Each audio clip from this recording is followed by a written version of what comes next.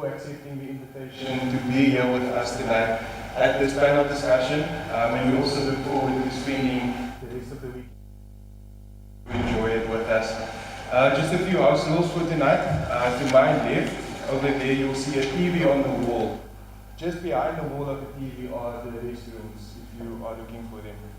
To my left. And then also to my left, there is a coffee bar, which you are more than welcome to help yourselves. It is self-serve, and then a juice and a water bar here as well. We do ask though that you wait until before or after the panel discussion. There will be a short break as well, in which you are more than welcome to help yourselves. But during the panel discussion, we ask that you please remain in your seats. And yes, we are kicking off this prestigious event with a panel discussion tonight, led by sports enthusiast and experienced broadcaster Mornay Esben, to my left, in the very shocking pink blazer. So there will be two parts to tonight's discussion. The first one is commercial involvement in sport, and the second one is a discussion around the high performance environment. That will be tonight's panel discussion. So I'm just going to ask us all to close our eyes, and we'll open with a word of prayer, and then I'll hand over to Mornay. Let's close our eyes. Father God, we thank you for this day that you have created. Thank you for gracing us with this opportunity. We pray, Father God, that you would be with us throughout this weekend, that everything will go according to plan. Will you bless our time together tonight in our fellowship, and may you be glorified in everything that we do. We pray this in Jesus' name. Amen. Amen. Amen. Thank you, everyone. Enjoy your evening. Thanks, Curtis. Curtis, thank you so much. I would have sworn my jacket was maroon, but maybe my eyes are deceiving me. But I figured, I'm coming to Stellenbosch tonight. Maroon seems to have quite deep roots in this part, so I figured let me put on the maroon jacket and try and fit in. It's of course going to be another big weekend of rugby in this town. This Sevens tournament we got kicking off here over the weekend. The DHL Stormers are visiting tomorrow to get their URC home campaign underway. And then of course what's happening tomorrow night at 9 o'clock. Owens, I'm nervous. I'm not nervous in the sense that I think the Springboks won't do it. We've certainly beaten New Zealand enough times to be able to fairly comfortably say that we stand a good chance. And we've beaten them at World Cups before, but it's just the two teams are so closely matched this time around that it's really going to take, it's going to be a matter of inches, to determine who the winner is going to be. So I want us all to just, wherever we are going to be at tonight and tomorrow, just when we give a thought to the Springboks, let's just send all of the positivity and all of the goodwill and the good wishes to France, to the team. Just send good vibes their way, because I think that 1% that we give as fans will maybe push them, will maybe be the extra 1% that they need to beat the All Blacks tomorrow night. I don't know. But this is not what tonight's event is about. We've got a great panel of people who we're going to sit with and discuss sports matters with. We're going to discuss the commercial side of sport. We're going to discuss the physical side of sport. And we've got some big names here, people that I am in awe of, people within the industry that I respect greatly. And it's going to be amazing to be able to sit down and to chat with them. So without any further ado, I would like to introduce our panel today. So our first panel discussion goes around the commercial involvement in sports. So we've got Lloyd Bernard, who's going to be with us today, talking about the journalistic side of things and about sports reporting and some of the challenges that we currently find in sports reporting. Lloyd holds a BA in Communication and Media Studies from the University of KZN, and he currently serves as the sport editor at news24.com and is the esteemed author of Miracle Men, How Rassie Springboks Won the World Cup. Lloyd, you can join us up on the couch, please. Is Lloyd here? No, he's not. Oh, Lloyd hasn't arrived yet. Okay, fine. Lloyd is not coming. Is he not? I found earlier that you really wanted to be here. He did confirm. Okay. Did not confirm and then confirmed. Oh man, that is so sad. Currently running around himself. Because I had such a great. It's a small event happening tomorrow night and he's got to come. I assume. Okay, that's fine. You know, you can't really fault him. But there was a really nice story that I wanted to share with him around sports sponsorships. But maybe we can talk about that anyway. Then we've also got Tienus Duvenacher, who's here with us this evening. I know he's definitely here this evening because I chatted to him. I met him. Tienus is a seasoned banking executive serving as the provincial head at Standard Bank. He boasts a commendable track record characterized by values-based results. His leadership emphasizes team development and coaching, focusing on delivering outstanding customer experiences, fostering market share growth, managing risk effectively, and contributing meaningfully to communities. Tienus, I'd like you to come and join us on the couch as our first panelist.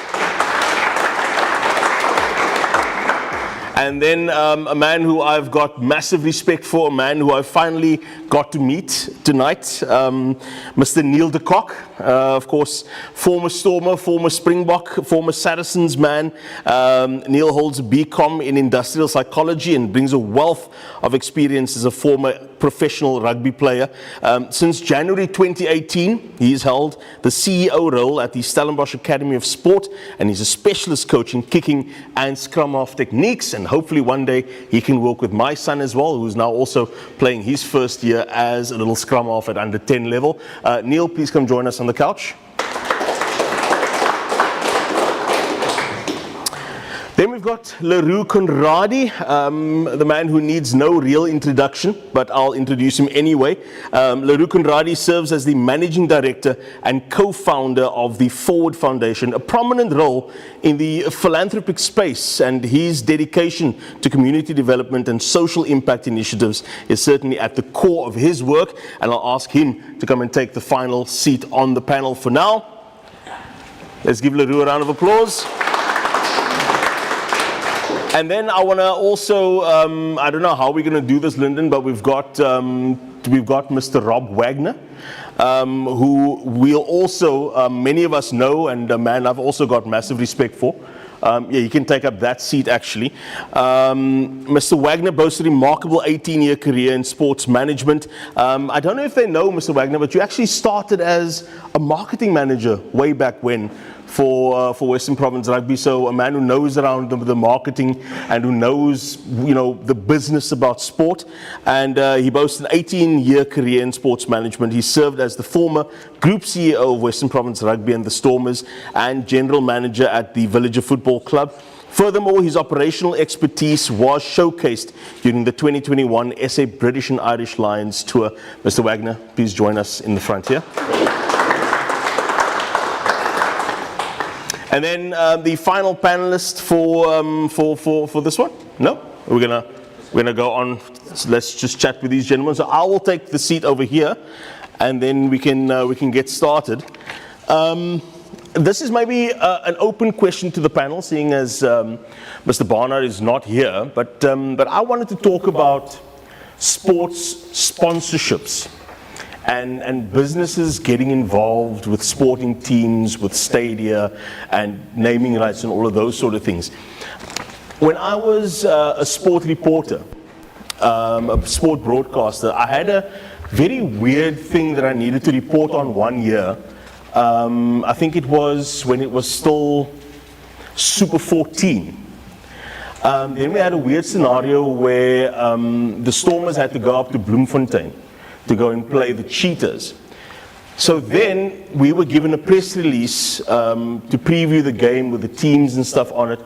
And I kid you not, on the press release was written, the Vodacom Cheetahs playing the Vodacom Stormers at Vodacom Park in Bloemfontein in the Vodacom Super 14. And they expected us as broadcasters to say that. So obviously I didn't say that because Vodacom weren't sponsors on our radio station at the time. They weren't a personal sponsor of mine, so I felt no compelling reason why I needed to say that. For me, it was the Cheetahs hosting the Stormers in Bloemfontein in the Super 14 rugby competition. I don't know if you were still playing at that time. This after your time, but maybe Dennis, you can maybe start us off on this one.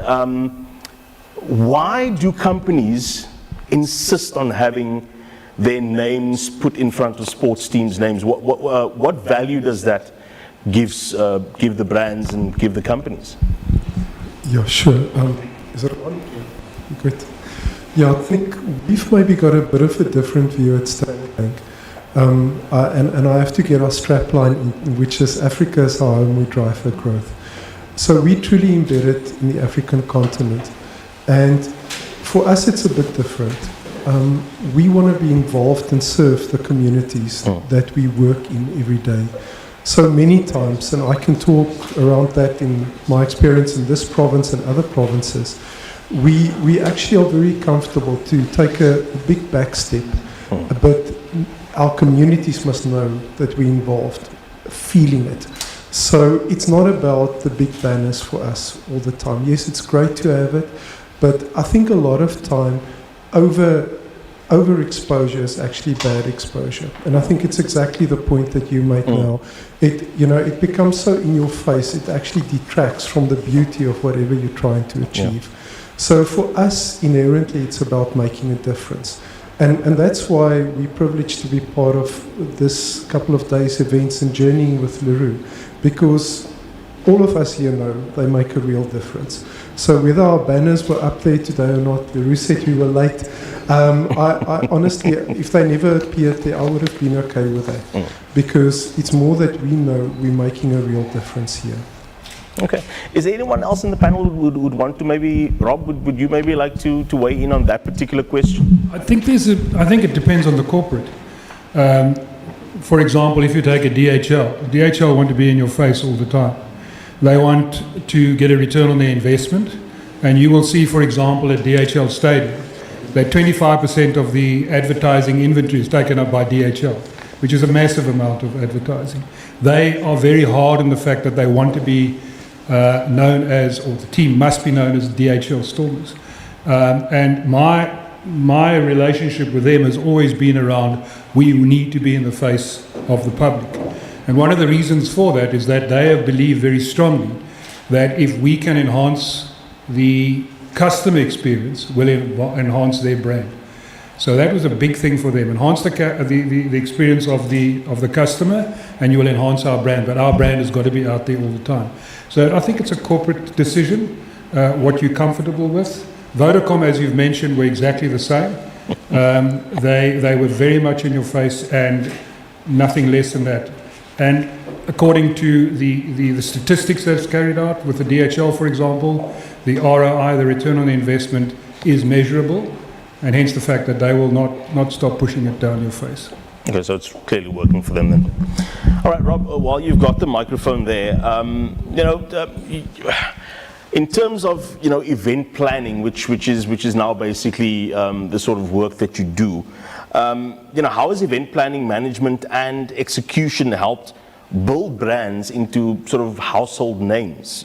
Access Management is known for managing some of the big major international events on South African soil. So maybe talk us through some of those events, but also, what's the key to really getting brands to become household names? Morna, can I have 5 minutes? You've got 3, I think. Okay, so the first thing with regard to the enhancement of the brand, it comes back to the point I've just made, that you have to enhance the customer experience to enhance the brand. So let me give you an example. So if we are going to put on a major event, it starts right at the grass level. You get the staff together and you say, right, we've got an event on the go. How do we enhance the customer experience? So you sit down with the staff and you say, right, what is our objective? World class, yes. What is the goal? Well, from the goal point of view, we'd probably say along the lines that we want to put on an event which gives you the best quality, the best prestige, the best commercial. What is the aim? Aim is to make money. What is the legacy? You want to put it and put it at a level whereby the precedent is set that for the future you are capable of putting on an event which is world class.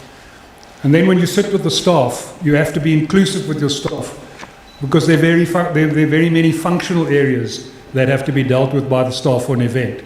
There's accreditation, there's accommodation, there's transport, there's travel, there's broadcast operations, there's medical, there's media, there's technology. And you have to have a very strong staff who are strong in certain functional areas to put that event on. And that is a weekly, detailed report back from each staff member on each functional area. And I'll get to the punchline right at the end. The importance of that is that you also have to have a plan B. You can't just plan transport and the bus taking the team from Cullinan to DHL Stadium it's broken down. What is plan B? Springbok Atlas must know there's a backup bus. Traffic must know that there's a problem. And then once all of that is done, and it's all, you'll see it's all going to come back to custom experience, brand enhancement. You're now going to put on your event.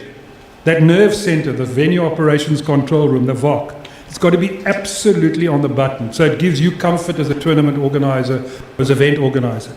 In that room, best of the SAP, best traffic, best disaster management, best fire, right down to hostage, right down to bomb disposal, right down to child abuse, it's all there. So now you've got the event and the event's going to run. You as a tournament director or an event director, you do not go into the VIP lounge and sit back. You take a radio, you roll your sleeves up, and you walk.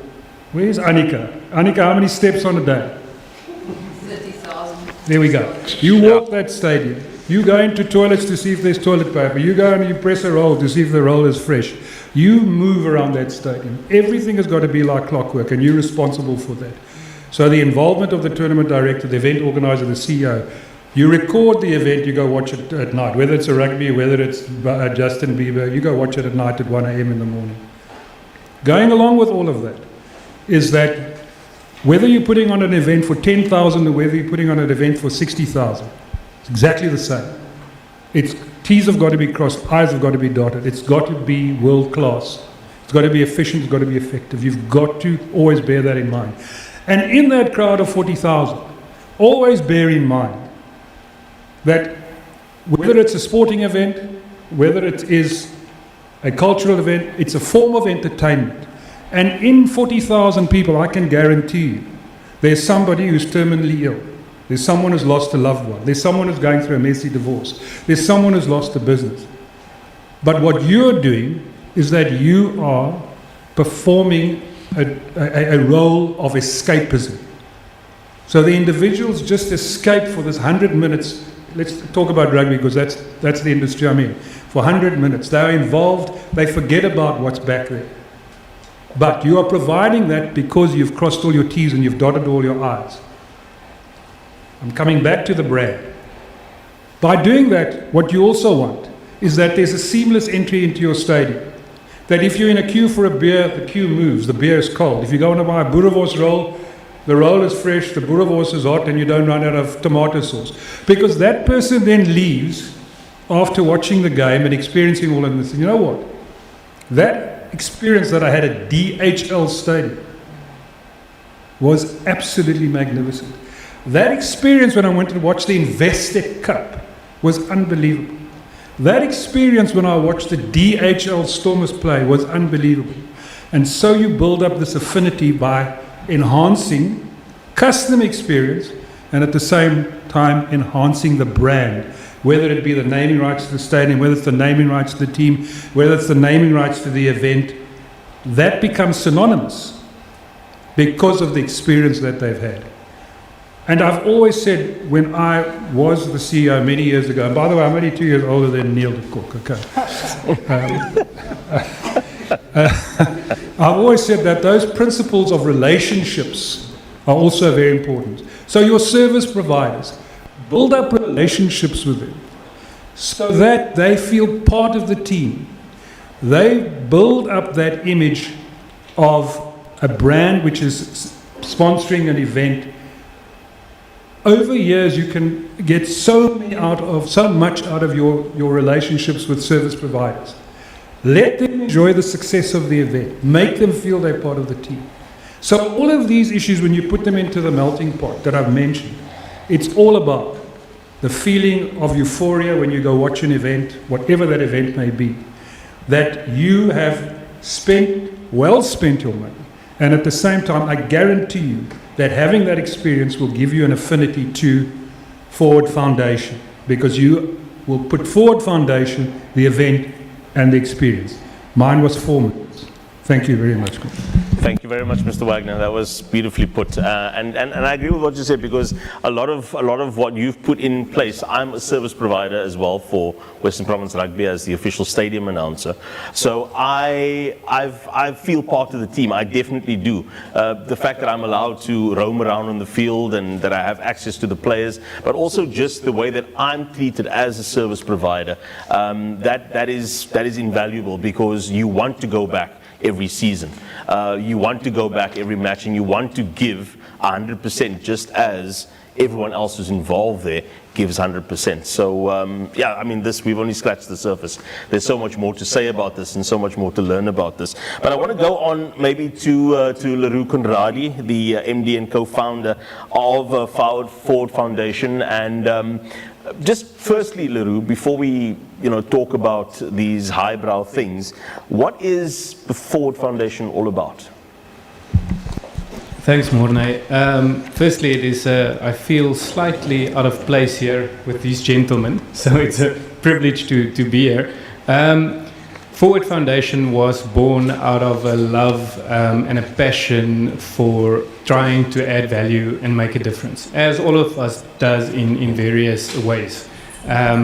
So our aim is how we can support South African youth to move forward faster, and we do that through a specific strategic framework that we've created, starting from physical education, then incorporating a life skill and mentorship program, running into a sport development pathway.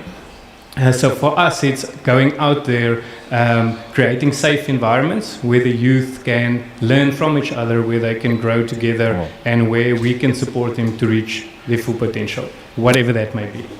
That's amazing. So how does the Forward Foundation then measure the impact of its community engagements, the initiative within the sports sector that you guys are involved in? Can you share any of some of those quantifiable outcomes, perhaps? Yeah, in some cases that is a tough one to measure. In some cases it's actually real easy. So a very, very strong focus for us is the physical education component, working with kids between the ages of 3 and 13. And there's various reasons why we do that. So one is because we know it adds such a great amount of value on their physical development, on their academics.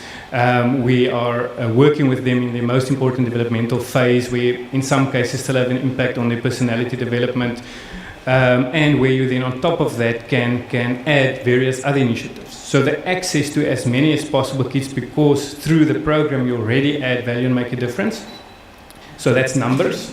The quicker we can grow that, the bigger the impact, but also the bigger platform we create for other initiatives, such as the sport development and going into a performance pathway. So suddenly you have a much bigger platform for talent ID as one, and then just creating spaces, as I've mentioned earlier, safe environments where they can feel comfortable to be themselves. Because a lot of the kids that we work with has obviously, most to all of them has extremely difficult circumstances, from lack of resources, single family, lack of opportunities, lack of shoes in most cases.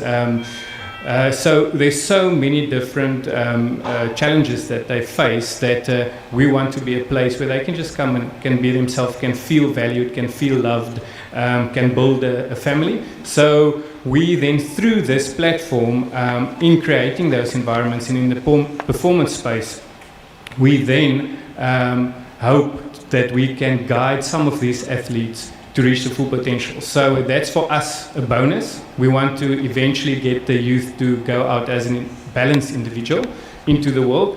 But I mean, we are extremely privileged to have 2 players already in the SAS Academy, through a tremendous partnership with them, and with a great amount of help from Chris Dry, who you guys will talk about a bit later. And we had 2 players that went to the Touch Rugby World Cup earlier in the year. We had 2 players that went to the Tag Rugby World Cup earlier in the year. This is in our 2nd year of existence. So our coaches are able to spend time here with the, world-class coaches at SAS and learn from them and take that experience back into the communities that we operate in. So because it's a rugby event, that's a couple of the highlights from the rugby side. So we're constantly trying to see how can we create opportunities, of which this event is massive. So for these youngsters coming out of these communities to have the chance and the opportunity to play against the SA, so against the national team is amazing, something they might never get. Yeah. But it's also a great place that we create maybe a talent ID opportunity or recruitment opportunity. And just as Rob has said, what is it about? It's about creating a fun and unforgettable experience. And if we don't have brands like the Standard Bank that's so in touch with the communities and various other partners, if we don't have a Media 24 that can help us tell that stories, then we can't get more partnership going and we can't help more youth to excel. All right. You mentioned a few things there, and I want to get to Neil just now, but I think I want to just tell us maybe your final thoughts on this matter. As being one of the sponsorships for the sponsors for this weekend. Successful partnerships are obviously vital to both your company and obviously to the event that you are sponsoring or that you are supporting. And with Standard Bank, what can you maybe highlight a couple of examples of events that you guys have sponsored or been a part of where there's really been mutual benefit? Yeah, I think firstly just to say that it's important for us to be part of the sporting community because it mirrors the values that we've got, like integrity, like tenacity, like leadership, honesty, self-discipline. The one that I really can mention is our involvement with women's golf development.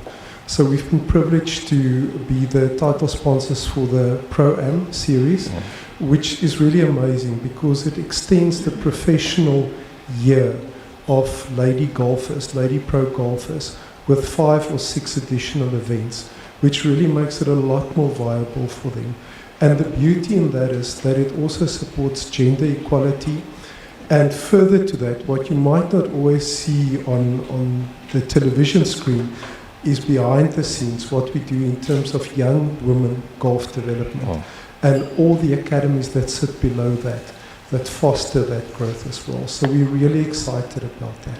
Perfect. And Neil, I want to give the last 5 to 7 minutes to you, just to perhaps talk to us about the Stellenbosch Academy of Sport, of which you're the CEO.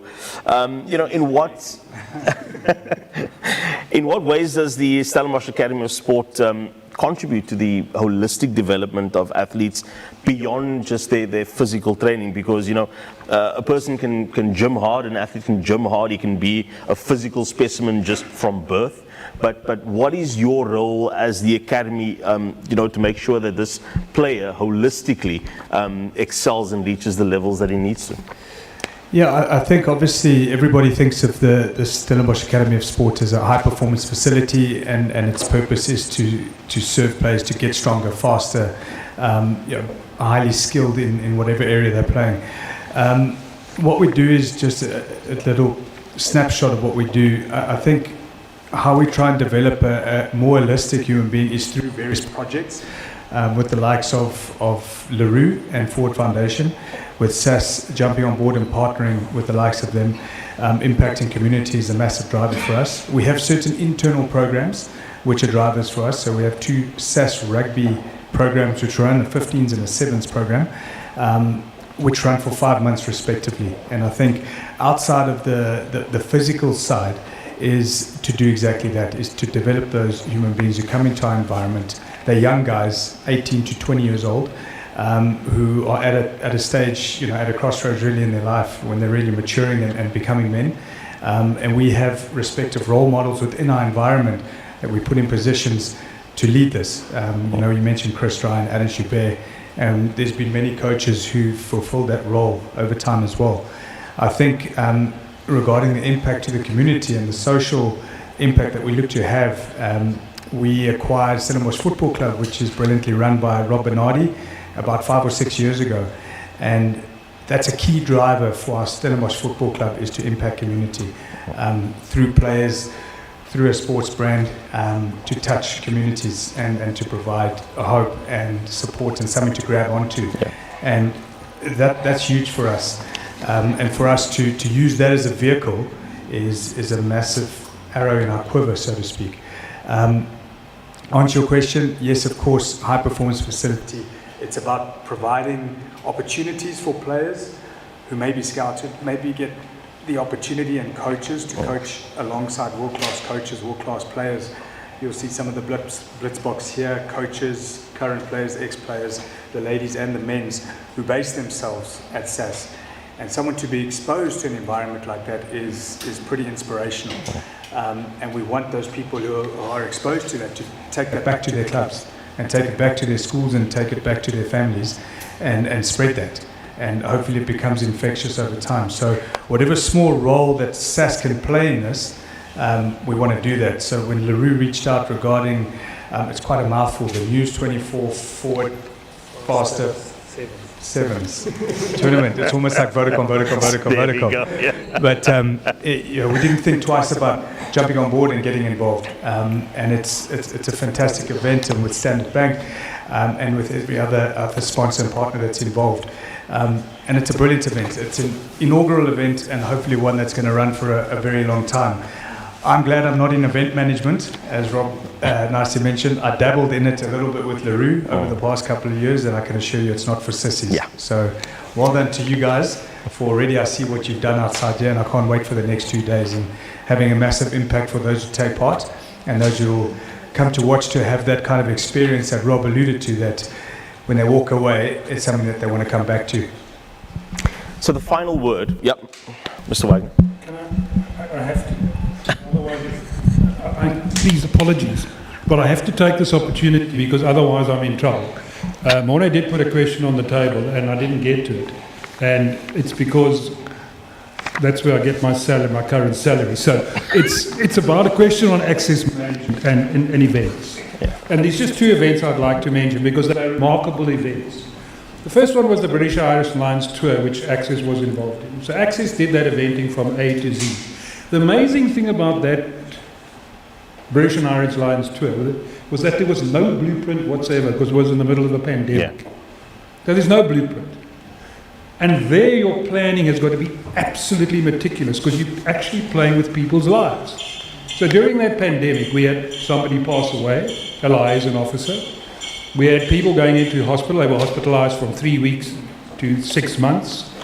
We all had isolation times in hotel rooms. I did 2 7-day spells in isolation rooms. The next thing that was happening was that we were doing scenario planning. So we were going to do the British Irish Lions Tour in South Africa. Then that changed. We were only going to do it in Cape Town and Joburg. Then that changed. We were only going to do it in Cape Town. Then it changed. We were only going to do it in Joburg. Then it went further. We were going to England. Then when that fell through, we were going to Australia. We even ended up in Qatar. So you were doing all the scenario planning for the British and Irish Lions Tour, and time's running out. Now you've got 3 months to go, and the decision is we're going to do Cape Town and Joburg. It comes down to eventing, planning. It's got to be meticulous. So now we've got 3 months. We're going to Joburg and we're going to Cape Town. We're in Joburg in the middle of pandemic. 11,000 people are being diagnosed every day with COVID. British government says, that's it. Tour's over. We're going home. So we come to a compromise and say, just give us tonight, we'll go down to Cape Town. So we take the British and Irish Lions down to Cape Town, but it's not just about going to Cape Town, because you have to have red zones, red corridors, you've got to protect the players, so you've got to find flights, you've got to find accommodation, you've got to find a training venue overnight to get the tour off the ground again. At one stage, the Springbok rugby team were in isolation. They prepared for a match. They never ever hit the field. Every one of them was in their room and they were trained on their laptops. And then they played against the Bulls at Cape Town Stadium. It was impossible. But we had to plan all of that. And it was incredible. If we go on to the Rugby World Cup Sevens, that was also a remarkable thing to event. Because there were 40 teams coming into Cape Town. But 2 weeks before the time, we still didn't know who was coming into Cape Town, because there was still a qualifying tournament. Because of the series, some teams wanted to go home first because they hadn't been home for 2 months. Some wanted to fly directly into Cape Town. Some wanted to go to Fiji first and then come. Some were still had to qualify. And so your eventing again had to be on the ball. All those functional areas that I mentioned, from accommodation to transport to travel, all of that, it had to be on the button. And the reason why I'm saying this is that despite the fact that sometimes we don't like to hear the word leadership and leaders, etc., to do eventing like that in the middle of a pandemic or a Rugby World Cup Sevens where everything's at the last minute, you need strong leadership. Do not underestimate the leadership of Siya Kolisi, for example, with the South African rugby team. Strong leadership. And there are many players here who have played at a high level will appreciate that. And the point that I'm trying to make, and I have to say this, and because Access did not get the credit for those two events, British and Irish Lions Tour and Rugby World Cup Sevens. We had a young, dynamic individual who was the CEO, tournament director, who could make decisions that saved people's lives, who had been at the coalface 10 years earlier at Nelson Mandela Bay Stadium, who was prepared to get out the trench, roll up the sleeves, and lead his troops forward. And leadership is very, very important in eventing. You cannot underestimate that. And we had a young man by the name of Lawrence Uberholz who led those two events. And full credit to him, and he hasn't been given the due credit. And therefore, I'm just taking this opportunity to give him that credit. And also to show and demonstrate how incredibly important a team has to be led, and a team comes together to put on events, to enhance the fan experience. You enhance the fan experience, you enhance the brand, and everybody's happy. I want to thanks for the opportunity. Thanks, gentlemen. Thank you. Thank you, everybody, for listening to me. I'd like us to give our panel a wonderful round of applause.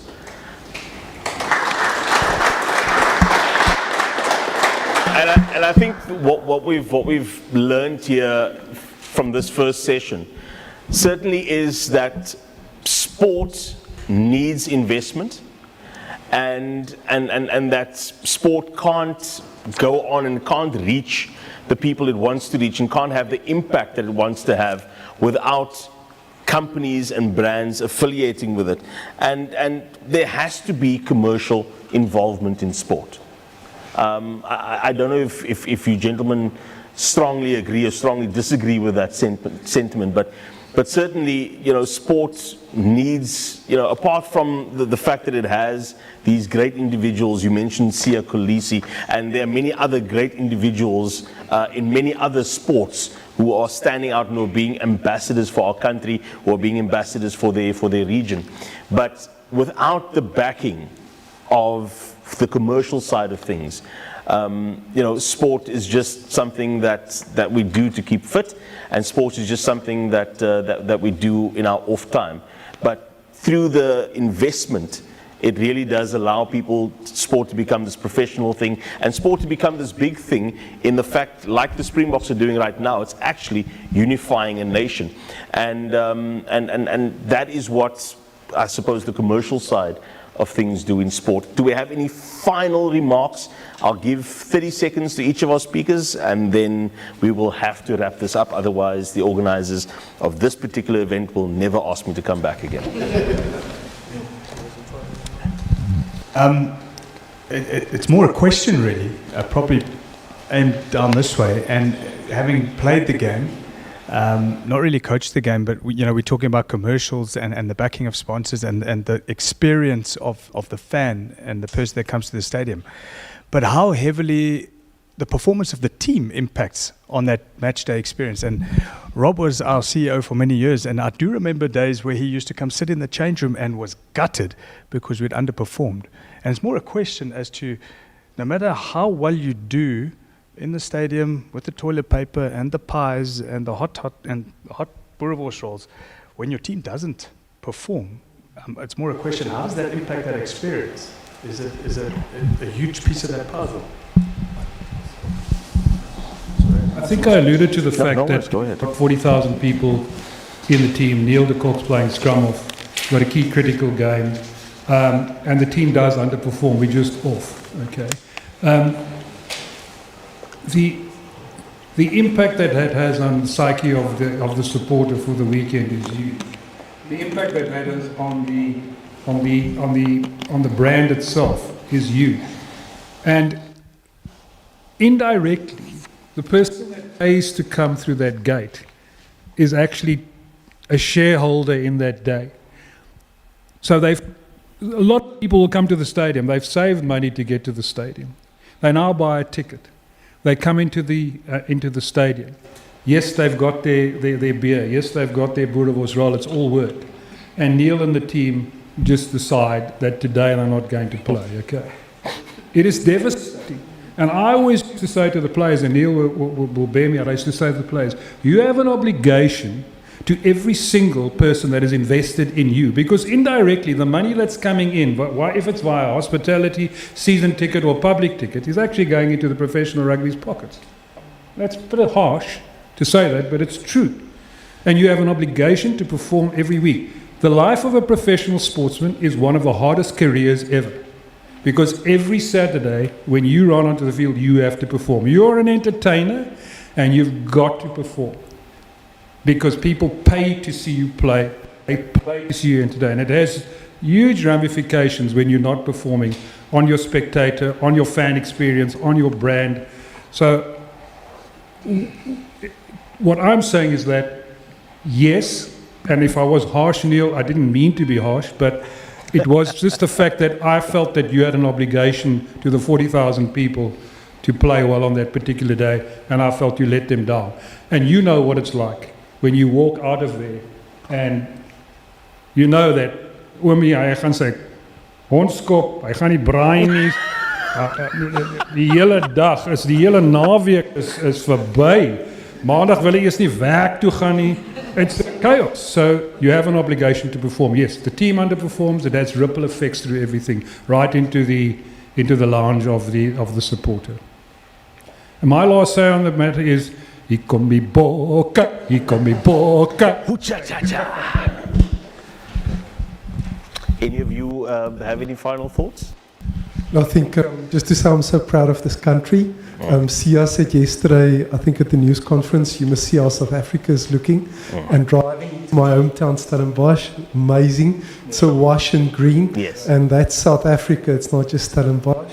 And it's amazing to see these icons of the Sevens team sitting here as well. It's amazing to see them in their colours. And you guys make us pride and you unite the country. So thank you. Perfect. And that, ladies and gentlemen, is how we wrap up our first panel discussion. I think we'll, Lyndon, allow just a few minutes for everyone to sort of replenish their drinks, get a cup of coffee, get something to eat, and then we'll call up our second group of panelists right now. Neil, thank you so much. It was awesome. Thanks, Robert. Shall we all? Thank you, Mr. Wagner.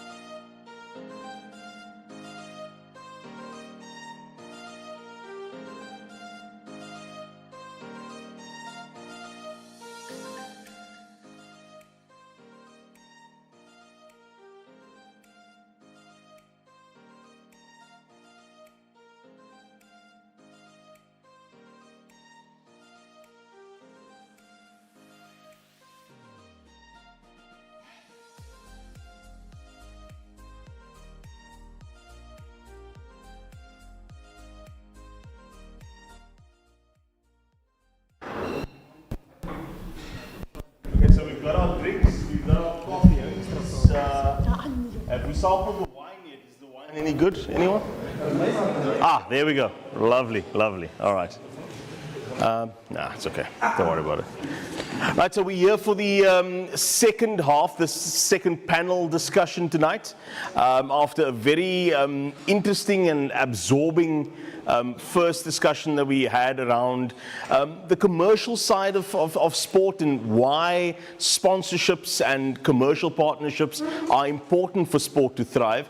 Now we've got a whole lot of individuals who are going to take us closer to the field, take us closer to the mind of a sportsman, of a professional sportsman, and just what it takes to be at that level. We're going to go to the high performance side of things. And my panel here this evening includes in no particular order Mr. Chris Dry, who's the head of Sevens Rugby at the Stellenbosch Academy of Sport. We've got Mr. Siviwe Shakespeare. We've got Matthew Simmers, who's the captain of the SA Sevens Women, and of course a Ford Foundation ambassador as well. Mr. Soizwapi is the captain of the SA Sevens Men. We've got Ashley Everts with us as well, who's the SA Sevens Men team manager. Mr. Leroux Conradi as well. You heard him speak a bit earlier on. And then Mr. Cecil Africa, the assistant SA Sevens women's coach. Our panel, welcome. And it is a great honor for me to chat with you guys about the high performance side of sport and the high performance environment. Madeline, maybe if I can start with you. Hello. It's an honor and it's a privilege of mine to meet you. I've watched you play. I'm very, very impressed with you and the ladies and what you guys have achieved, often under very, very difficult circumstances. So kudos to you guys and to your coaching staff. I think you guys are doing a phenomenal, phenomenal job. But can you give us maybe a bit of insight? Let's say that we are now in the first or in the last week or in the week of the first Sevens tournament of the new season. Take us into your headspace. Take us into the preparation that goes on and what physical level you need to be on to be right for the start of the season, and what's your processes, as a professional sports person going forward. So that was a two-pronged question, but maybe just firstly, let's take it there about the preparations going into a new season. What's the sort of things that you have to do? So obviously, in the week of the tournament, when we fly there, you have your flush out, you have like stretches to get you back into after a long flight. And then when you get there, like the next day, you will focus on your attack and defense, like the games, the teams you're going to play against. So to get yourself in that headspace of like what we want to achieve out of the games, and obviously on defense and attack. And just headspace. Well, you shouldn't be thinking about the game the whole time. Obviously, you have to switch off at some point. So you have that off time where you relax and you enjoy your time with your teammates and stuff. And then getting into that week, or we are still have, we get our jersey presentation where we have, if there is new girls coming in, getting their first caps and just making it special for the ladies.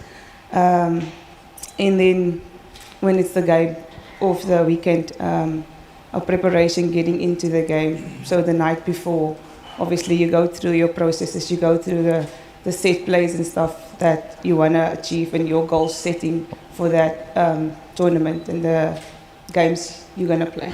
I've heard that some athletes say that it's sometimes a bit of a lonely place to be such a high-functioning athlete. Now, let's, in this hypothetical scenario, fast forward a few tournaments in. Now you guys have maybe, won a tournament or two, but then you've also, bombed out of a couple, and, the season's starting to get a bit long, and the players are maybe starting to get on each other's nerves a little bit. How do you, as a professional sports person, manage all of those things? Because we are only human after all. Yeah. So how do we manage all of those things as a professional sports person? What are the sort of things that you draw on to make sure that you are always present, always in the moment, always ready to give 100%? Well, like I said, you have to switch off at some point. You can't think rugby the whole time. And it's very important for me as a person to get my off time and not, because if, like you said, if you're in each other's faces the whole time, you get a little bit cranky and stuff. But if you can switch off and you can phone your family or you can just do something different out of that element of rugby, then you'll feel not too much of a with the teammates and stuff. And it's very like you said, the long season. It's tough. We did qualify now for the series, so it's going to be a long season. Yeah. So it's something new for us as a team. Some of us have played on a series before, obviously, and it was tough. We didn't have depth in players, so we had a lot of injuries, and it's tough playing at that world stage with the world's best teams. Yeah. So obviously injuries gonna occur, and then you have to get new players into the system, and they have to get used to the system. They have to get used to how we do things, because it's something totally different for them. So yeah, it is quite tough, but then you also have that leadership in the team that can guide those new players coming in. Yeah, so I just think, well, if you can switch off, and if you have family, or you take a vacation when you come back from tour, or just do something different. Yeah, vitally important. And you know, obviously with the mental health things, it's all part and parcel of performing at that sort of level. Chris, maybe if I can bring you in on this one, just to talk about I don't know, you know, just that high level that these athletes have to perform at. You know, sevens is rigorous. It's tough. You know, people, I don't know why people think that sevens is easier than 15s. I don't know, Cecil, Chris, is it easier? It's easier for Cecil, but for everyone else, it's easy. But for us, it's the normal. Difficult. The normal is difficult. Yeah. Now, how should players balance, you know, the physical demands of the game? You know, because they now need to balance the physical demands of the game, of training, and as you know, as the skipper just said, now, you know, we're having to also have that side where we kind of just switch off.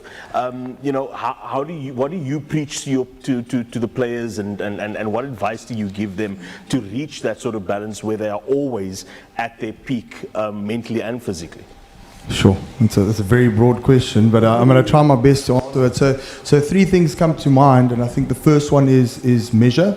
So I think Rob mentioned earlier that everything can be measured in terms of a load. We can calc. So Ash is very involved in coding, in stats, and his information that he carries over, a lot of it can be measured. So as a coaching staff, where I find my role now, it can be measured in the sense of what we're putting these players through in terms of the rugby aspect, on a daily basis, on a weekly basis, on a monthly, on a block, on a season, on a year, and that can be calculated from year to year to year. And the difficult thing is with high performance sport is that if the standard was over here this year, next year it's not going to be the same. So where guys were, you know, coming into our system and running a 180 bleep, for example, it was great, but that was a standard that until someone like a Van or Shakes, I want to say myself, but I was trying, but very close. But Shakes running a 200, and that would become a standard. So, you know, coming into the Springbok system, and you want to be a starter on the world circuit, unfortunately, you got to run a 200. So again, it can be measured, and then the next aspect of that comes in terms of the trust. Because you need to trust the player. But before that, I think it's almost just respect. And the respect part is you're never alone. You're not just a coach. You're not just a player. It's a whole system that has to work together. So if I don't respect my physio or my conditioning coach, or if I don't respect the data that's coming in, you know, as a coach, I'm not giving the best opportunity for this player. Whereas there are often times, and with high performance sport, you need a win. And you need success. And even though we don't chase it, you need to have a form of success. And reaching that, you're putting a lot of people under pressure. So example, Sissel might have damaged his shoulder, but we need Sissel on the field because it's a numbers game, and one less player puts a lot of load on. But again, we would have a physio or the medical staff that would flag and say, listen, player welfare is more important now, and you've got to respect that as a coach, and you have to make a different plan. His role will change in the team, but he'll still be present, and he'll still be able to give, just on a different aspect. And then the last part is the trust. We actually have to trust this player, saying that, listen, coach, I'm sore, but I'm good. Or, coach, I'm not good, I'm going to let them down. And that comes from the player's side. So for me, that balance, if you can get that within a group, then you trust him to say, listen, for 10 days, I want you to go home and be with your family, because I know you're going to do the right things at the right time. And I think if you can get that balance right as a system as a whole, and that's a maturity thing, then your system's in such a healthy, good place. Because then as a coach, you can rely on the different aspects. You don't have to take control. I don't have to phone Sissel and say, Sissel, listen, did you do your runs on this week? Do I have to go and send me your data? He doesn't have to, because he knows, he trusts this player, and he trusts his system that he's in, that he's going to give what I've actually asked. So if you take that as a whole, then it's easier to manage the going away, the family time, because they're going to respect the family time enough to do their job when it's off. Yeah, you made mention about the injuries, and that's part and parcel of being a high-performance athlete. You are going to pick up injuries. So let's talk about injuries and injury prevention and injury management, and maybe some of the lessons that we can carry over into other sports that you guys may be implementing, and how other sports could possibly benefit from it. I think I'm going to revert back to my three aspects. It can be measured. So a lot of injuries come over overload, and that could be calculated. But we're playing in a sport that it's, like you said, it's rigorous. It's vicious and it's awkward in the sense that you used to in 15 someone running and he's big and you can, if I go lower, I can make my hit and I get my technique right. But in sevens you can train for every single scenario and you'll find something different on the field. And that makes it hard. I think the most important thing that you can do to protect yourself is obviously condition yourself, and there's a lot of aspects you can do. But I had a player unfortunately last week. His load was perfectly measured, calculated. He was doing the right thing. He put a kick through and tore his ACL without contact. I tore ACL without contact. So I was trying to step where everyone over here saying, Chris, that's not your job. But if you believe it, you can achieve it, I guess. And achieve 12 months in rehab. But I think the most important thing is that, unfortunately, we're playing in a sport where, you're going on the field and you're planning your Saturday and you could be sitting in an operation fixing your nose 12 hours later. And that's just the sport. But again, there is a lot of prevention and there's a lot of, call it stats, which is more the manage the Ash, who's giving data, who's calculating a lot of that, as well as Gav, who's measuring what the loads are. And again, load is measured by trusting a player saying this was a 7 out of 10 for 40 minutes. Versus a player saying it was a 9 or it was a 3 because I don't want to tell the coach that I'm not conditioned. It's a trust issue that you actually, or not an issue, it's a trust aspect of the game. That if you can get that, you can measure it better, which can keep a guy longer on the field. Shakes, if I can maybe come to you, over a long season, it's difficult to stay motivated all the time. What are some of the things that you do just to make yourself, always be in that space to deliver, no matter what the result of the previous tournament? No matter who the opposition is that you guys are facing in your group, for example, how do you make sure that over the space of a season, you stay at that top level, not only mentally, but physically as well? Firstly, thank you for having us here tonight. I think it's a massive privilege for us to share the space, and looking forward to the next 2 days and exciting rugby that's going to be played. I think, especially looking at last season, we had 11 tournaments that we played in, and that might have been the longest World Sevens Series season in one calendar. So it does get tough, does get challenging. And I think my fellow panelists here touched on it, that you really have to balance your life with your career, and switching off when you need to is vitally important. And the work that happens behind the scenes is actually tremendous, coming from the management and the coaching staff. The amount of micro planning that goes into 1 year is a lot, and we know half of it as players. It's planned to the T, in the sense that you're away for 2 weeks at a time, and then you're off for 1 week, and you're at home for 2.5 weeks to prepare for the following tournament. So those weeks off in between the tournaments, where you get time to go back home to the Eastern Cape, if you are from there, or from wherever part of the world that you're from, Maclair, Port Elizabeth. And you get guys that love hunting and going to the safari and all those type of things, So it's very planned out, and if the main thing I can say is pretty much sticking to the plan that is laid out for us as a team. We looking at a lot of things in one season. We also do team building things that will take our minds off the game and just to focus on something else, because you're gonna be away for 2 weeks where you play back-to-back weekends, playing 6 games in one weekend. So it's a matter of switching on and switching off, and trusting the plan that the management and the team has bought into, basically buying into that plan.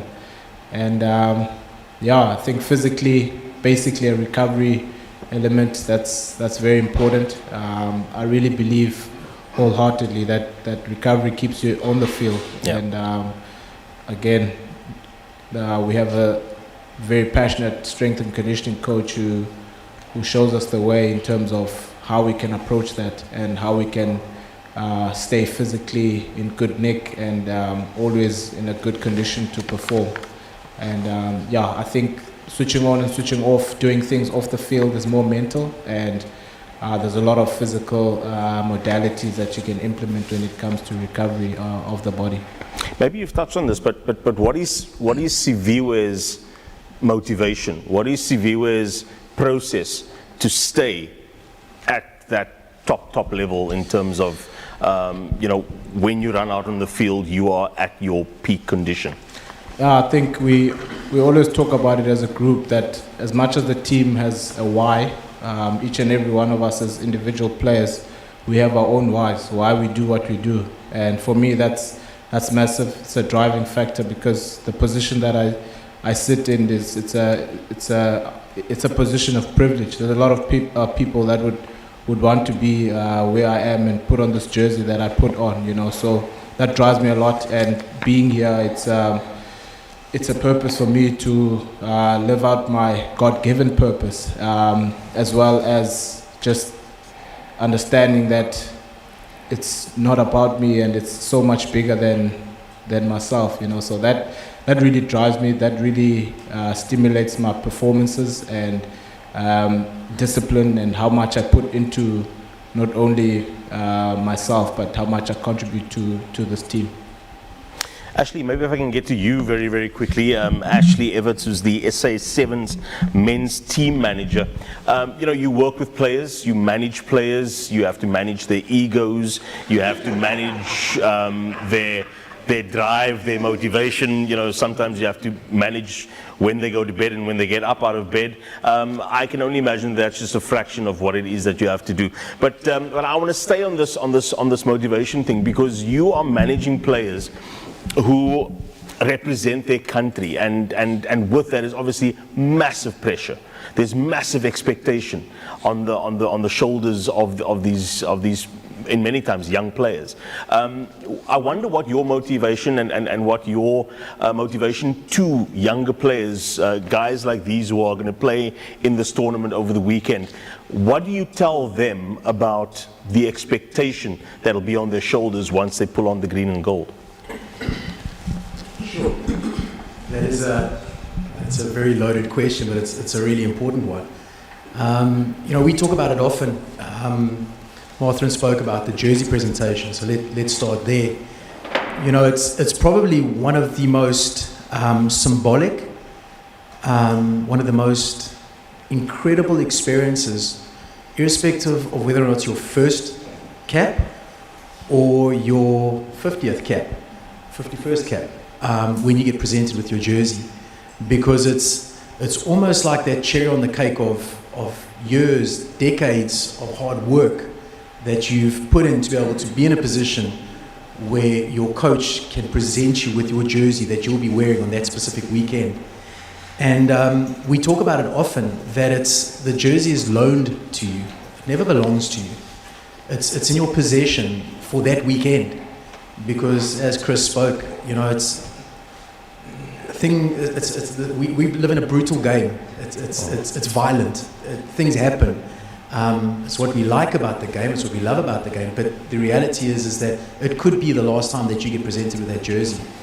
So what that does is that these guys that have been presented with their jerseys, Martin with the new ladies that have come in, for this new season that they've come in, they behave and they handle themselves in a way that is just at a different level to the normal person. So, when we speak to some of these young players, they've got ambitions to one day, become a Springbok Sevens player.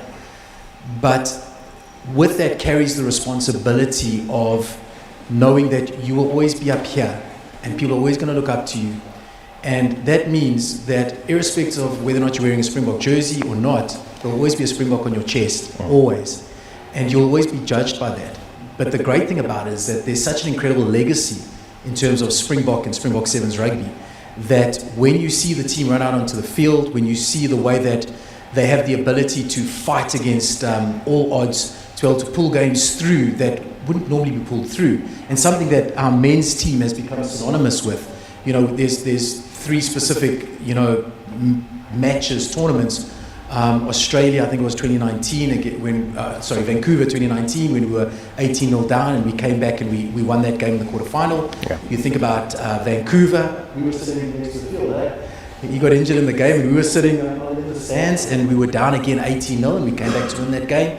And then Los Angeles, which has been pretty much described, Sissel was in that game, and Chris, he flew in and arrived on Saturday night. And we came back and we were again 18-0 down and then 18-7 at half time. Came back and then managed to pull the game out of the fire. But that is symbolic of what it means to be a Springbok Sevens rugby player, is that, I think they said it 2 weeks ago, is that you chase the lost causes. And sometimes when you're so far down, it might feel to a normal person that it's a lost cause. And I think that's very often the big thing with young players that have got the desire to play for the Springbok Sevens, is that you might be training, you might be in the gym, you might be playing in tournaments, things might not go your way, but the reality is it might feel like a lost cause. But if you keep on chasing it, and if you keep on working hard, then you're giving yourself a chance. Because remember, hard work is never going to guarantee you success, but it's going to give you a chance. Because it's going to be a better chance than those that don't work hard. And I think that's the big thing, is to realize is that, you need to understand, you play for the Springbok Sevens, you're at the highest level. You're recognized as a world-class player. I mean, we've got world-class players here. World Player of the Year. Been in the Dream Team, I can't remember what year it was. I mean, Saviwe, what he's achieved. These are world-class players. They can go anywhere in the world on the Seventh Circuit, walk around the stadium, and everyone will know who they are. But the reality is, what they had to go through, and if I may use this example, Sissel went through a whole season of not playing one tournament. What year was that? 2008? 2008. He was with the Springbok Sevens, he was contracted, he was training, he went through a whole season and he didn't play in one tournament. Can you imagine what would have been going through his mind? Can you imagine? I can only imagine. I haven't even spoken to him about it, but the reality is he didn't stop. And I think the next year, World Player of the Year. The second year.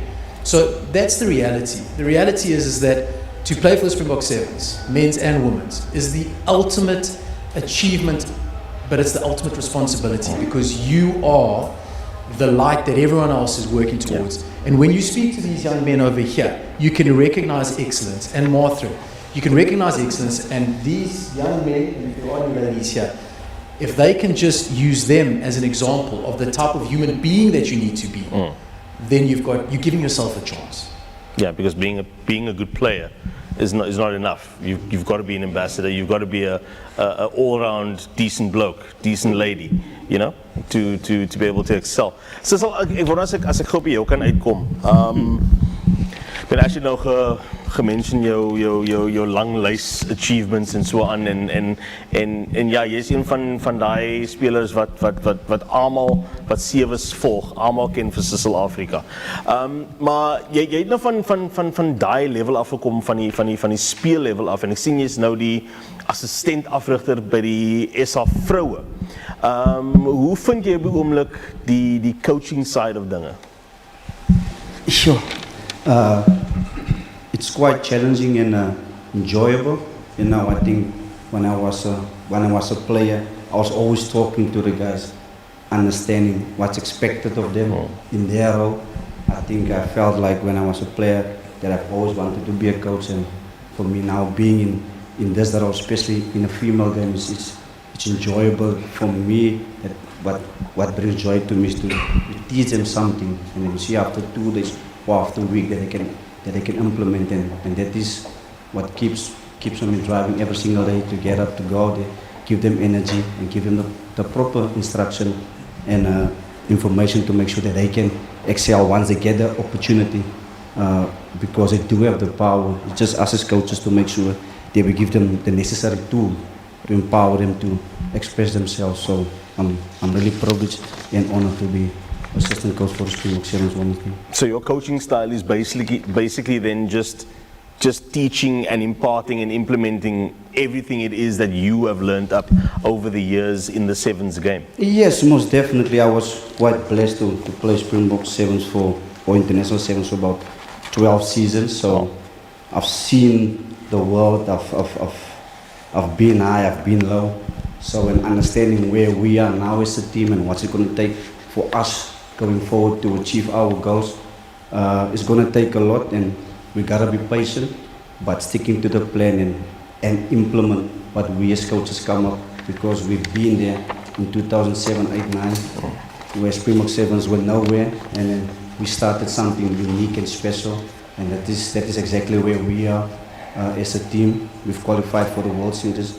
It's a new environment, but the ladies are willing to put in the work to achieve the goals what we have set out for us, that is still lying yet for the season. So the ladies understand that, and looking forward to what's lying ahead for us as Springbok Sevens women. Perfect. And Leroux, if I could come to you, you know, Ashley was talking about you know, the young players and what they need to sort of live up to reach the level that these fine people have in their careers. But with the Ford Foundation, you know, you obviously work with a lot of very young children as well. And your end goal, no doubt, is to get them to that level as well. So can you elaborate maybe a little bit on the physical education side of things in the formative and early childhood development years, and the impact that this has on kids' abilities to learn and to grasp concepts? You know, please elaborate on what education through movement means. Yeah, firstly, I'm humbled, that's the right English word, sitting here with this lady and the gentleman.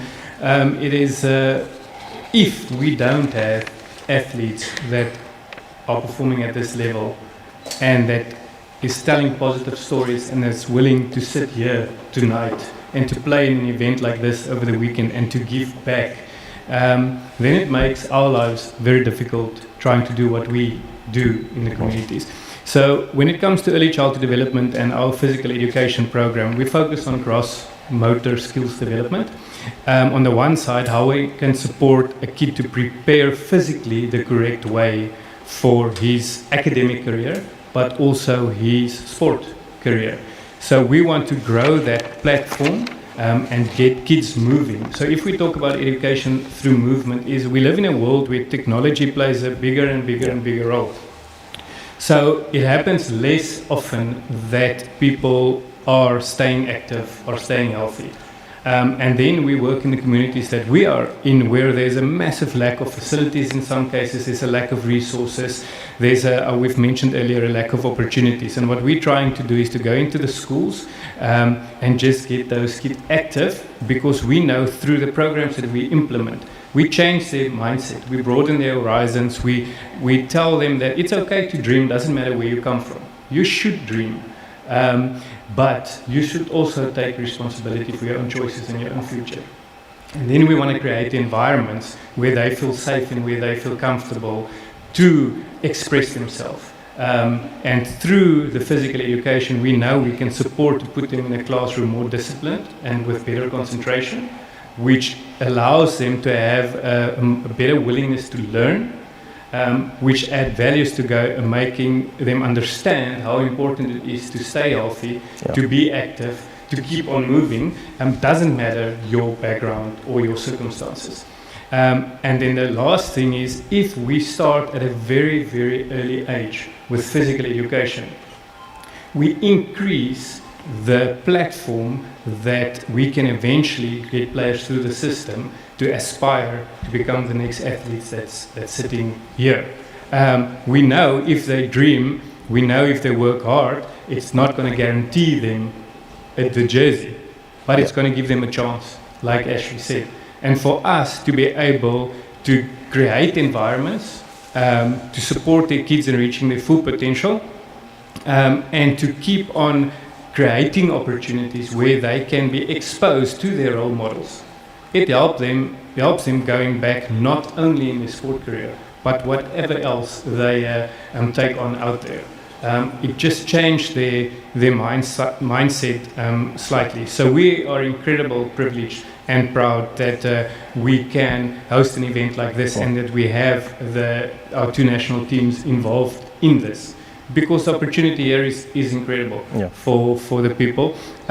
What we do is we always say that we use physical education and sport development only as vehicles, but to address various other things. If we eventually get players to the system that can have the opportunity and the privilege to put on the jersey or excel in a different kind of sport, then it's an added bonus. But if we can get a balanced individual out in the world that understands their responsibility to themselves, to their family, to their community, to their country, then we've achieved a lot. And that we can continue to help grow the next leaders of tomorrow. Ek het twee seuns, 9-jarige en 'n 5-jarige. Hulle gaan skool in die Helderberg area. En my 9-jarige is nou sy tweede jaar van rugby. Hy's mal oor rugby. Hulle speel ons nog nie die volle rugby, dit is maar onder 9 op die oomblik. En dan het ek 'n 5-jarige wat nou net begin het met die foundation phase van rugby. Ek is bly dat hulle beweeg, hulle is aktief en hulle is lief vir sport. As ouer, wat is my rol in hulle lewe om vir hulle aktief te bly hou en om daardie liefde wat hulle al reeds het vir rugby te koester, sodat hulle eendag 'n baie goeie kans het om dan, jy weet, hulle passie te kan uitleef. Van daar's te veel scenario's waar die kinders die aanvanklike liefde vir die sport het, maar dan weens omstandighede wat ook al die geval is, dan val daardie liefde vir daardie sport weg. Maar hoe as ouer kan 'n mens daardie liefde vir die sport koester? One thing definitely is limit screen time, which is an extremely challenging thing because we are all running around ourselves. I mean, if you take Ashley's example of tonight, what happened to him eventually ending up here, his wife and his children were actually here, and he almost didn't make it for them to be able to listen to him, but to have fulfill in some cases his responsibility as a father. So we are so busy and caught up in life itself that it's an easy escape. We get the quick fixes in life. Yeah. So put on the TV, give a tablet, play on the cell phone, whatever. So even if you spare 5 minutes, 10 minutes, 15 minutes a day to just get outside with your kids, kick a ball around, pass a ball, just run around, doesn't matter, just move outside, then you've already added tremendous value.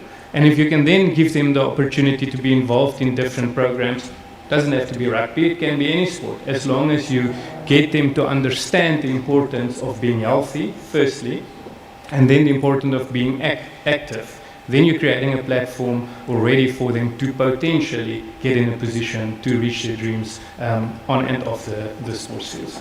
Perfect. Madren, I'm going to give you the last word as we wrap up this panel discussion.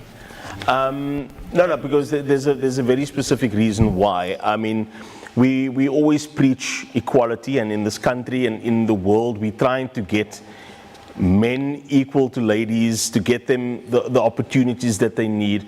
I wonder if you were to talk to a 12-year-old girl now who is wanting to follow in your footsteps, what do you tell that 12-year-old girl? What life advice do you give to her? Chris? I just actually, now that you're thinking, I've really time to think, but I've got such a nice story that actually recently happened. Okay. And Cecil knows. So there was sorry, Sim? I'll give you time. Pleasure. But interesting story happened. It was the first time it ever happened in my understanding. And so what happened, I was working, or wasn't working, the SA Tag women's team and men's team and the mixed team, I did a jersey presentation. I was at their jersey presentation talking to them. And afterwards, a girl came to me with her mom, and she's 18 years old. Her name is Sarah. She's now recently joined.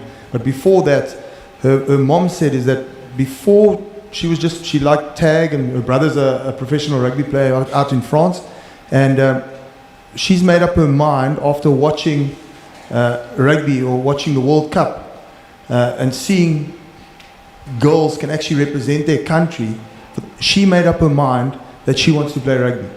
So she's a very smart girl. She's actually writing her exams. And she said she's looking to actually further rugby at university, but if she had the opportunity to just play rugby for a year and just give it a full-time crack, just to see where she can measure herself, that eventually maybe she can join a national team. And previously there was never a girl aspiring to be a professional rugby player.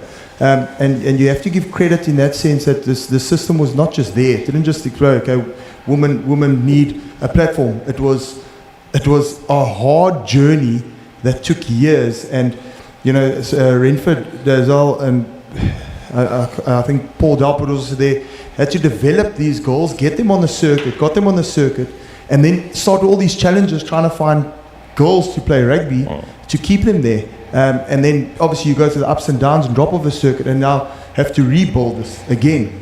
I think what happens in the second time, there's so much more motivation in the sense that girls have seen our girls play on Cape Town in front of 60,000 people and everyone is jumping and cheering and say, listen, I want some of that. And I think that aspect and that exposure, because everything's about exposure, LaRue mentioned earlier, exposing players to different environments. But giving that exposure to a girl makes her realize that this can actually be a career. So, you know, we all pushing and all saying equal, but it's not just let it be equal, because it should be. It's hard process, hard work that has to be earned. And I don't mind sharing, Cecil joined the SA women's team because his passion for women's rugby, before he was actually part of the actual program, he came and gave himself fully. It took time because he knew the potential was there to get these girls qualified for Olympics, for a World Series, which, you know, it was a sacrifice, but he could see the potential. And I think that's where the world is, or South Africa's mindset has changed. They say, listen, if they can do it, then surely my daughter can do it. So if I had a daughter, I'd love for her to have a crack. She'd just not be better than me, but then. But Simmons, I'm going to hand it off to you. So, Madren, what do you tell to that 12-year-old then, who's as Chris has described, you know, who's wanting to be where you are now? Wow. Firstly, it takes hard work. Like sevens it's quite tough, and if you're determined and you're willing to work hard and you're willing to just aspire, like, you can dream big, but you have to put in the work. And yeah, I don't know. It's just to play for your country is just, it's something amazing, and you have to really, you can't mess around if you want to play for your country. So it's just making me emotional. Yeah, so put in the hard work, you have the passion, and if you're willing, that's all it takes. It doesn't have to be, you can have all the talent. Like we have a few players that have a lot of talent. Like if I just look at them and I see like, just go, if you just know what you have and you are willing to use it, you can achieve a lot of things. Yeah. But if you're not willing to work hard, then what's the use of doing it? Yeah. So it's an amazing opportunity to play for your country. Like Chris said, we've qualified for the Olympics. You can make it a career. You can travel the world. There's a lot of things you can achieve through playing for your country. But once again, if you're not willing to put in the work, then it's not going to do you any good. Perfect. Ashley? Thanks. Chris, I just want to add to that. I think the big thing is we've got to be more supportive as men. So as a father of two girls, the reality is you ask the question, how do you help your sons? Is you be present and you support and you be there. And, you know, as a father, I've learned and recognized the value that I can be as hopefully a good example of the type of man that they would want to be in a relationship with, and the type of grandfather to their children one day. Because when young ladies experience that and can feel that, then they know they're loved and they're cared for, and then it becomes even easier to be able to perform. And the only reason I know this was I was blessed to be with the Springbok Women's 15s team when we went to Madagascar, and I was able to spend time with those young ladies and just recognize how different they are to us as men and the different needs that they have in terms of coaching. So I think that's one of the big things that is so important, LaRue, when it comes to, you know, when we coach boys and when we coach girls, is understanding the difference, understanding the learning styles, understand the way that information is transferred and received. Because if we can become deliberate in really working hard at making sure that we can achieve that and understand it, then our time that we spend with them is just going to be so much more effective. Whereas if we try to coach them as boys, it's not going to work. It doesn't work. I saw that. But the point that I want to make is that we as men need to recognize, you spoke about a vehicle. Sport is only a vehicle. It does not develop character. It only reveals character, and it only develops character. So our jobs as coaches, our jobs as people that have the opportunity to have these young people that want to be in our presence, because they don't want to be in class, they don't want to go to school, but they want to play sport, so they want to be with us. That mandate, that responsibility that we have is just so much bigger than anything else. And if we understand that, if we embrace that, and we make sure that we use that opportunity we have when they're engaged with us, and we can be that example that they need, that so many of them don't have, whether they're coming from broken homes, no fathers, no mothers, whatever the case might be, that we can be that example of how it should be. And even though they might not have it where they are right now, my coach is going to fulfill that role. I can trust my coach. I can look up to my coach, and I know that, you know, even though I don't have a dad that I can go to, I came from a home like that, and I had multiple dads, father figures that were there to me. So that's why I can speak so passionately about this. But we've got that opportunity to be that for others. So when it comes to girls, you asked the question specifically there. We as coaches, and Sissel's obviously learning it as he goes along, because it's a new world that he's living in right now. But as long as we have the intention to learn as we go along, recognize we're going to make mistakes. I say to the girls when I was with the ladies, listen, I'm going to make mistakes. I'm going to say something that I would normally say to a boy that shouldn't say to you, but that you won't receive it in the same way. But I'm asking you that over a period of time, when we get to know each other, that you'll understand my intentions are only honourable, only loving, only caring, and I've made a mistake.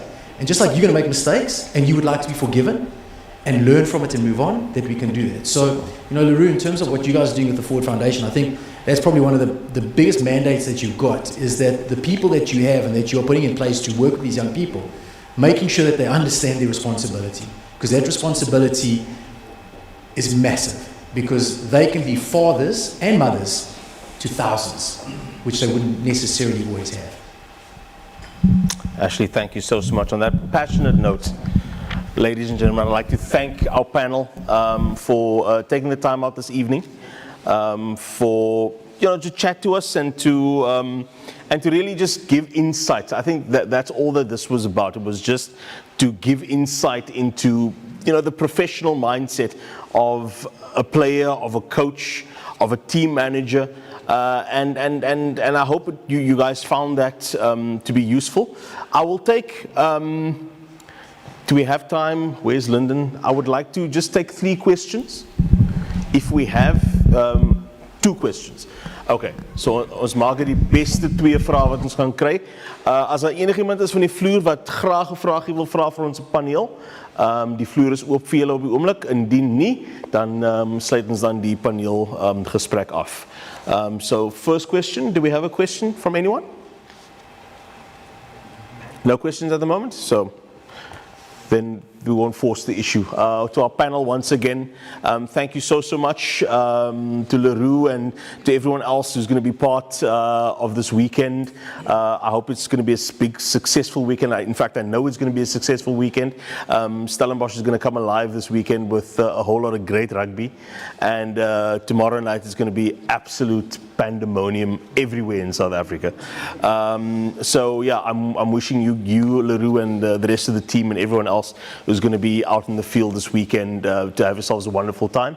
And I know that it's going to be a success. To everyone who's come out here this evening, thank you so much for being part of the panel. Even everyone on our live stream, thank you so much for joining us as well. And hopefully you guys took something out of this evening's discussion as well. Let's give everyone a round of applause.